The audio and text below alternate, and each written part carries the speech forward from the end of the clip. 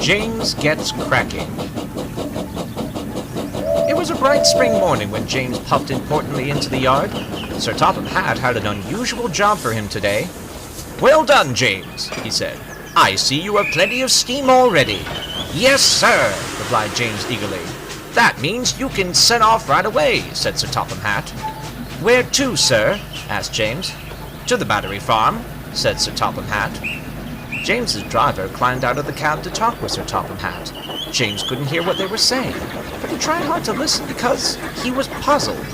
James had never heard of a farm for batteries before. He'd seen the signalman put batteries in his transition radio, but he didn't think that they came from a farm. James was soon pulling hard up the hill, away from the station yard.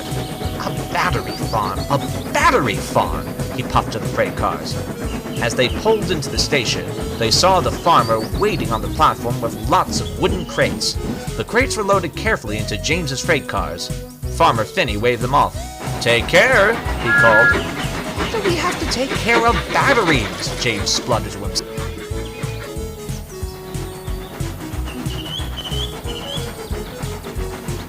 "James," shouted his driver, "we have to deliver this to the school by 10 o'clock. So James went full steam ahead along the track. But there was something up ahead. A line of hens were flapping about on the track. "Stop, stop, stop!" shouted James as his driver leaned hard on the brake lever. With a bang and a clunk, James stopped just in time. But his poor car was thrown off the rails. The broken eggs lay everywhere.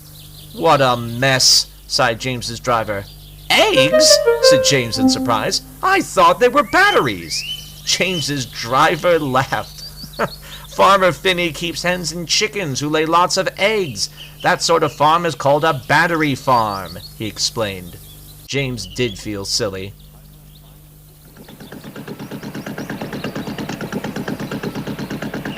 They were interrupted by the sound of Terence the tractor.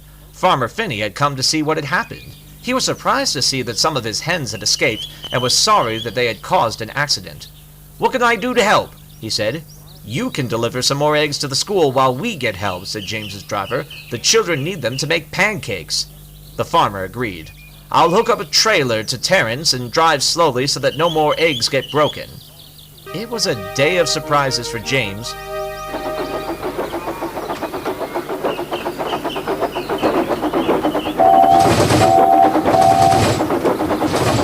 When the farmer returned, he had something in his hand. It was a frying pan.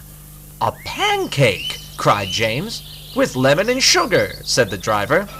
The children had made them a special pancake. So before they got back to work, the driver, the farmer, and the workmen shared the big pancake, and James looked on happily.